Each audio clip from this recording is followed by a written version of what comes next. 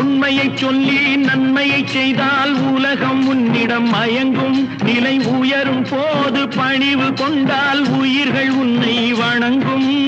உண்மை என்பது அன்பாகும், பெரும் பணிவு என்பதும் பண்பாகும்.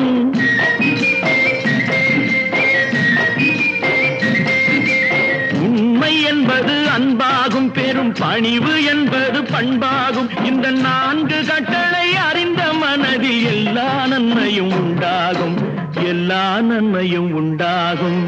6 மனமே 6 அந்த ஆண்டவன் கட்டளை 6. 6 மனமே 6 அந்த ஆண்டவன் கட்டளை 6.